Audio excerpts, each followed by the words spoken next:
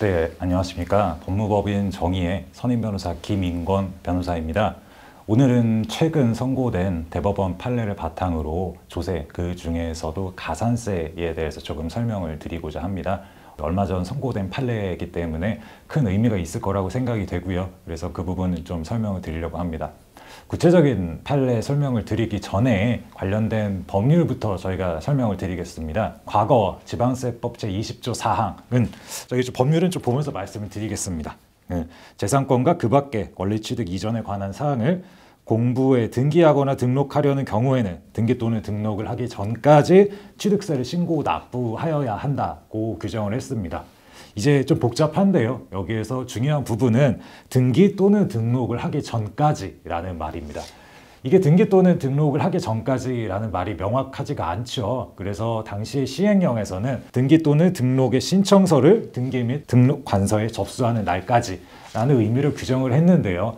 결국에 이 의미가 어떻게 된 것이냐, 시행령이 정당하느냐, 이걸 어떻게 해석을 해야 하느냐, 에 관련된 문제로 분쟁이 생겼고 결국 대법원까지 진행이 돼서 판결이 선고됐습니다. 대법원 판결 사건을 살펴보겠습니다. 이 사건은 매우 간단한데요. 이 사건의 원고가 등기 등록 신청서를 접수하고 그 다음날 세금을 납부했습니다. 그러니까 과세관청은 시행령에 의하면 접수하는 날까지인데 다음날에 했으니까 가산세를 부과한다고 하여 가산세까지 부과하는 처분을 내렸는데요. 이에 대해서 원심 판결은 등기 등록을 하는 날까지를 접수하는 날까지로 볼 수는 없다. 완료하는 날로 봐야 한다라고 해서 시행령 조항에 따라서 원고에게 가산세를 부과하는 것은 타당하지 않다고 판결을 내렸습니다. 그런데 대법원 판단은 달랐습니다.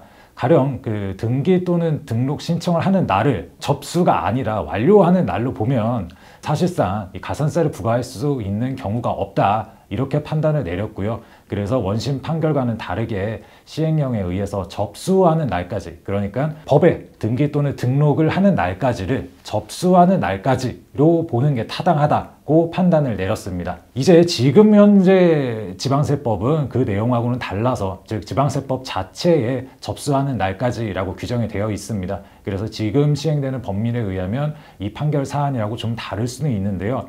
여기서 여러분들이 항상 염두에 두셔야 할 것이 세금은 사실 하루하루가 중요합니다. 날까지라고 했으면 그 날까지 마무리해야 되고요. 그게 아니면 가산세가 부과되게 됩니다.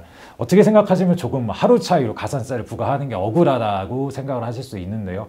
결국 세금은 모든 국민에 대해서 부과되는 것이기 때문에 통일적인 기준이 중요하고 그 기준이 적용되니까요. 여러분들이 아무리 법을 봐도 언제인지 좀 애매할 때는 항상 전문가의 상담을 받으셔서 불필요한 분쟁을 좀 방지하시는 것이 좋을 것 같습니다.